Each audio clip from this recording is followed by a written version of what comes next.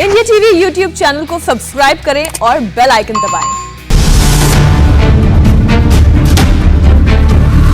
नमस्कार, आप देख रहे हैं इंडिया टीवी, आपके साथ मैं हूं मीनाक्षी जोशी और अब हम बात करेंगे अब की बार किसकी सरकार। जी हां, हमारी नजर उत्तर प्रदेश और पंजाब की उन बड़ी खबरों पर जिसका डायरेक्ट कनेक्शन है 2022 के विधानसभा के दंगल से। तो बिना देर किए सबसे पहले आपको बताते हैं कि आज की 3 बड़ी खबरें कौन कौन सी है जिस पर हमारी नजर बनी रहेगी। और सबसे पहली खबर तो किसान आंदोलन से जुड़ी हुई है। जी हां, दिल्ली में आज किसानों पर सियासी घमासान हो रहा है। राहुल गांधी किसानों से मिलने के लिए जा रहे हैं, लेकिन क्यों किसानों के बहाने उत्तर प्रदेश और पंजाब विपक्ष का टारगेट, ये आपको बताएंगे आज की पहली खबर में। और आज की दूसरी खबर मायावती का ओबीसी दांव। जी हां, इस वक्त की बड़ी खबर यह भी कि राजनीति बहुत ज्यादा हाई हो गई है। दलित वोट और ब्राह्मण वोट के बाद अब मायावती ने ओबीसी वाला एक नया दांव चल दिया है, ये भी आपको समझाएंगे। और आज की तीसरी बड़ी खबर, उत्तर प्रदेश में ब्राह्मण वोट पर जंग बड़ी है, लेकिन आमने सामने हैं बीएसपी और समाजवादी पार्टी, मायावती और अखिलेश यादव। जी हां, ब्राह्मणों के वोट पर नजर दोनों ही पार्टी की है, लेकिन मायावती निशाना साध रही है समाजवादी पार्टी पर। और कैसे ये जंग है और इस जंग में कौन सा नया ट्वीट है वो भी हम आपको बताएंगे। लेकिन सबसे पहले बात हम करने वाले हैं किसानों के बहाने विपक्ष की पॉलिटिक्स की। 2022 की जंग में विपक्ष की पूरी रणनीति किसान आंदोलन पर टिकी हुई है। उत्तर प्रदेश और पंजाब में चुनाव है, दोनों राज्यों में किसानों का मुद्दा बहुत अहम है। ऐसे में किसान कानून पर विपक्ष की सियासत का एक नया चैप्टर दिखाई दे रहा है। आइए आपको तस्वीर दिखाते हैं। ये वो तस्वीर है, राहुल गांधी किसानों से आज मिलने के लिए जाने वाले हैं। और सिर्फ राहुल गांधी ही नहीं बल्कि कांग्रेस की अगुवाई में विपक्ष के कई नेता जंतर मंतर जाकर किसानों से मुलाकात करेंगे और किसान संसद में शामिल होंगे।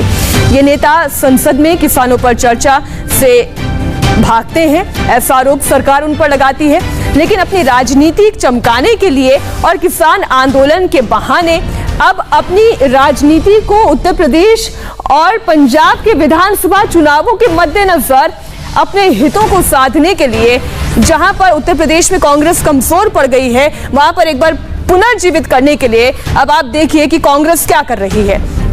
पहले जंतर मंतर पर किसान संसद में शामिल होंगे विपक्षी नेता। और अब ये तस्वीर आप देखिए, रणदीप सिंह सुरजेवाला है और ये तस्वीर आप देखिए, इसमें भी राहुल गांधी नजर आ रहे हैं, आनंद शर्मा नजर आ रहे हैं, विपक्ष के बड़े नेता आरजेडी के मनोज झा भी इसमें नजर आ रहे हैं। हालांकि कांग्रेस के राष्ट्रीय प्रवक्ता रणदीप सुरजेवाला कह रहे हैं कि विपक्षी सांसदों को किसान संसद में जाना सियासी नहीं है, लेकिन ये बात हर किसी को पता है कि किसान तो बस बहाना है, कांग्रेस का यूपी और पंजाब पर निशाना है।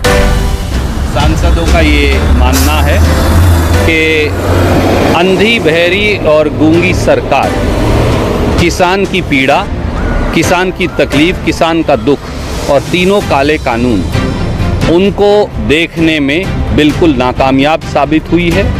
मोदी जी का अहंकार अब किसान की पीड़ा से भी बड़ा हो गया। इस अहंकार को तोड़ने की आवश्यकता है। माननीय सांसद किसानों का समर्थन करते हैं, इसमें कोई राजनीति का प्रश्न नहीं। राजनीति का प्रश्न नहीं है, लेकिन इर्द गिर्द राजनीति ही घूमती है। और अब यूपी और पंजाब चुनाव में किसानों का मुद्दा कैसे अहम हो गया है, इसे हम आपको समझाते हैं। यूपी में किसान आंदोलन के पीछे जाट वोटर्स एक बड़ा फैक्टर है और विपक्ष के टारगेट पर यही जाट वोटर्स हैं। यूपी में जाटों की आबादी 6 से 8% है, जबकि पश्चिमी उत्तर प्रदेश की अगर हम बात करें वहां पर यह आबादी 17% से ज्यादा है। वेस्ट यूपी की ऐसी 17 लोकसभा सीटें हैं जहां पर 120 विधानसभा सीटें आती हैं, जहां पर जाट वोट बैंक का डायरेक्ट कनेक्शन है, डायरेक्ट असर है। यूपी के किन लोकसभा क्षेत्रों में जाट वोटर्स का रोल अहम है, ये भी हम आपको दिखाते हैं। इसमें कैराना हो गया, मेरठ हो गया, मुजफ्फरनगर, बागपत की बात की जाए, बिजनौर, गाजियाबाद, गौतम बुद्ध नगर, मुरादाबाद, संभल, अमरोहा, हाथरस, बुलंदशहर, अलीगढ़, नगीना, फतेहपुर सीकरी और फिरोजाबाद। इससे पहले कि हम अगले ग्राफिक्स की तरफ आगे बढ़े, आप ये भी देखिए कि ये तमाम वो इलाके हैं जहां पर न सिर्फ जाटों का प्रभुत्व है, बल्कि इसके साथ साथ पश्चिमी उत्तर प्रदेश का वो इलाका जहां पर मुसलमान वोटर्स की आबादी भी अच्छी खासी है। इसका अर्थ आप ये समझिए कि अगर कांग्रेस यहां पर अपने आप को मजबूत करने में कामयाब हो पाती है किसान आंदोलन के बहाने, तो साथ साथ मुस्लिम वोटों को भी अपने पाले में खींच पाने में कामयाब होगी, तो एक अलग कॉम्बिनेशन यहां पर कांग्रेस की ताकत को बढ़ा सकता है या विपक्ष की ताकत को बढ़ा सकता है। सवाल है कि किसान के नाम पर टेम्पर इतना हाई कैसे हो गया? उसकी वजह है किसान वोटर्स। उन्हें समझने के लिए आपको डेटा देखना होगा। पंजाब में 65% आबादी किसानों से जुड़ी हुई है और किसानी से जुड़ी हुई है। 117 सीटों वाली पंजाब विधानसभा में 66 ऐसी सीटें हैं जो पूरी तरीके से कृषि बाहुल्य कही जाती हैं। 34 सीटें अर्ध शहरी हैं और 17 सीटें शहरी स्वरूप वाली हैं। यानी इसका मतलब आप समझिए कि सूबे में 17 लाख से अधिक जो काश्तकार हैं जो सिर्फ खेती करके ही अपने परिवार का भरण पोषण करते हैं। सूबे के कुल 1.90 यानी अब आप ये सोचिए इतनी बड़ी करोड़ों की आबादी जो वोटर्स की है उसका सीधा सीधा किसानी से कनेक्शन है। किसानी से कनेक्शन है यानी किसानों से कनेक्शन है, और किसानों से कनेक्शन है यानी विपक्ष का कनेक्शन अपने आप जुड़ जाता है इससे, क्योंकि एक ऐसा सेक्ट है जो इस वक्त सरकार के खिलाफ है। और अब आप ये देखिए 66% जो ग्रामीण क्षेत्र वाली आबादी है जो जहां पर विधानसभा 66 विधानसभा सीट्स आती हैं। अब ये देखिए 117 सीट वाली पंजाब विधानसभा में 59 सीट बहुमत के लिए चाहिए और 66 सीट पर डायरेक्ट किसानों का असर देखते हुए ही अकाली दल ने भी एनडीए का साथ छोड़ा। और आपने देखा हरसिमरत कौर ने किस तरीके से जो गेहूं की बालियां हैं वो सांसदों को भेंट की थी।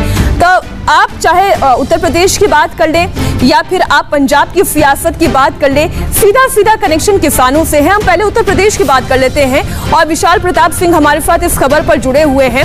अब विशाल, समस्या यही है जो विपक्षी दलों की कि अगर उत्तर प्रदेश में उनका कोई नाम लेवा हो सकता है तो शायद किसानों से जुड़कर हो सकता है, क्योंकि कांग्रेस के पास कोई उनका अपना मजबूत वोट बैंक तो रहा नहीं।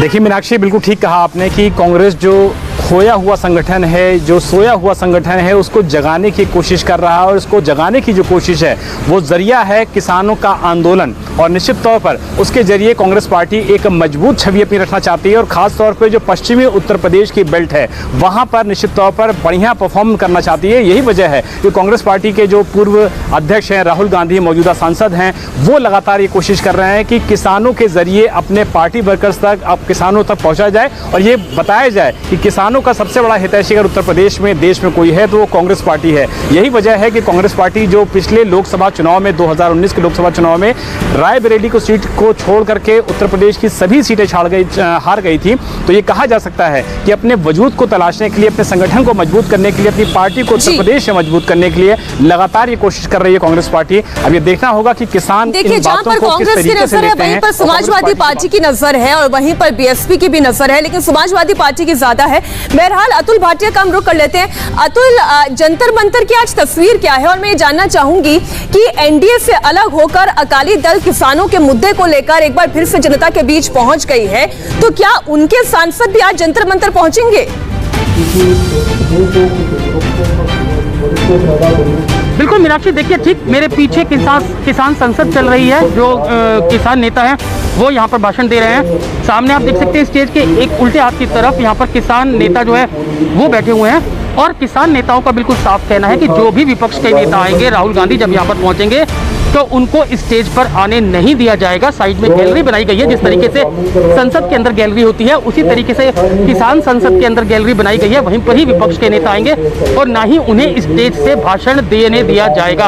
अब से कुछ देर पहले शशि थरूर, हालांकि अतुल इसमें अब बहुत ज्यादा अलग मत रह नहीं गया है।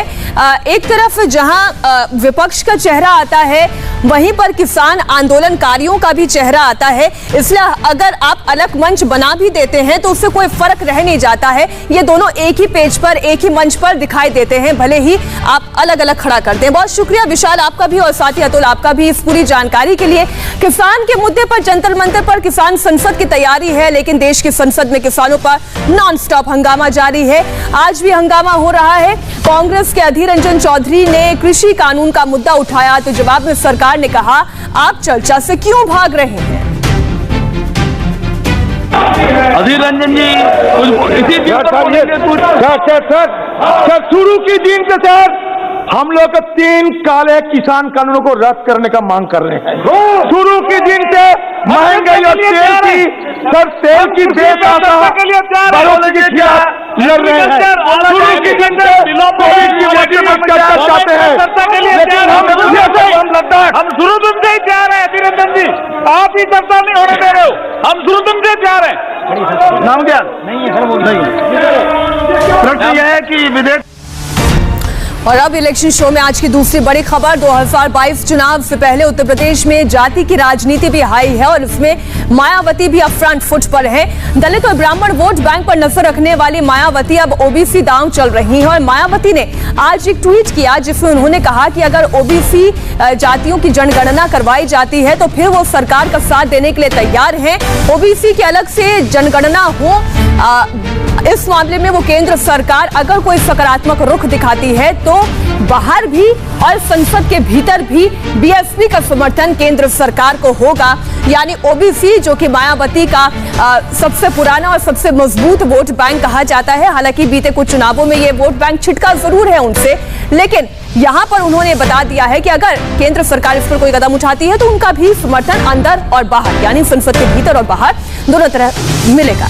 यूपी में आपको जातिगत आंकड़े भी दिखाते हैं, पार्टियों का स्टैंड बताएं, लेकिन उससे पहले कुछ ऐसी बातें जो आपको समझना जरूरी है। दरअसल मौजूदा वक्त में देश में जातियों की आबादी का कोई प्रमाणिक आंकड़ा नहीं है और इसकी वजह यह है कि आजाद भारत में कभी भी जातीय जनगणना हुई नहीं। आखिरी बार 1931 का वक्त था जब यानी अंग्रेजों का वो दौर था जब जातियों की जनगणना हुई थी और आज भी 90 साल पुरानी जनगणना के आधार पर ही जातियों का अनुमान लगाया जाता है कि कौन सी जाति के कितनी जनसंख्या है। हालांकि ये माना जा रहा है कि उस वक्त की तुलना में अभी पिछड़े वर्ग की आबादी में काफी इजाफा हुआ है। अब आपको बताते हैं कि आखिर चुनाव से पहले जातीय जनगणना की जो मांग उठ रही है उसे लेकर अलग अलग दलों का स्टैंड क्या है। जाति आधारित जनगणना को लेकर बीएसपी लगातार मांग उठा रही है। मायावती ने ट्वीट करते हुए सियासी माहौल तैयार कर दिया है। इसके अलावा समाजवादी पार्टी के अध्यक्ष अखिलेश यादव भी जातीय जनगणना के पक्ष में है। हालांकि बीजेपी ये नहीं चाहती कि जातीय जनगणना दोबारा से की जाए और यही वजह है कि जेडीयू की अगर हम बात करें, उत्तर प्रदेश की तो पार्टियां हैं ही, लेकिन जेडीयू जो उनके सहयोगी पार्टी है वो भी कह रही है कि आप जातिगत जनगणना करवा लें। लेकिन सवाल यह है कि आखिर क्यों बीजेपी जातिगत जनगणना के पक्ष में नहीं है, तो इसकी बड़ी वजह भी आप समझिए। अगर जातीय जनगणना हुई तो क्या होगा? नए सिरे से आरक्षण की मांग उठ सकती है, संवैधानिक बदलाव की मांग की जा सकती है। तो ये अभी केंद्र सरकार इस पचड़े में नहीं पड़ना चाहती। राजनीतिक स्थिति में बहुत बड़ा बदलाव होगा, क्षेत्रीय दलों का प्रतिनिधित्व बढ़ेगा। केंद्र जातिगत जनगणना के इसलिए पक्ष में नजर नहीं आती। तो जातीय जनगणना अगर होती है तो क्या होगा, ये केंद्र सरकार की एक चिंता है। उत्तर प्रदेश में बीएसपी और समाजवादी पार्टी का फोकस जातीय जनगणना पर क्यों है, ये भी अब आपको समझाते हैं और इसकी एक बड़ी वजह है वोट बैंक। इसके लिए उत्तर प्रदेश का जातीय समीकरण आपको समझने की जरूरत है। इस वक्त उत्तर प्रदेश में सबसे बड़ा vote bank other backward caste का, जिनकी संख्या करीब 42% है, 42 से 45%। इसके बाद उत्तर प्रदेश में दूसरा सबसे बड़ा वोट बैंक SC/ST का है, यानी करीब 21 से 22%, जबकि उत्तर प्रदेश में सवर्णों की संख्या इन दोनों के मुकाबले कम है। उत्तर प्रदेश में करीब 19% सवर्ण वोटर्स हैं।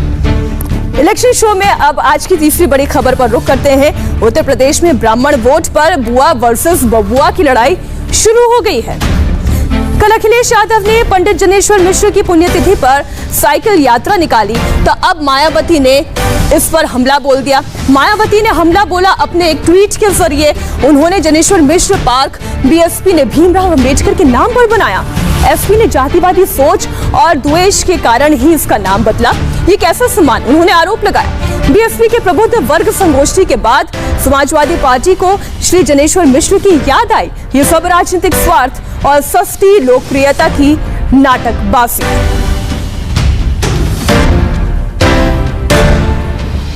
तो अब की बार किसकी सरकार में आज तमाम चुनावी खबरें हम आपके सामने लेकर हाजिर हुए और अब वक्त है ब्रेकिंग न्यूज का।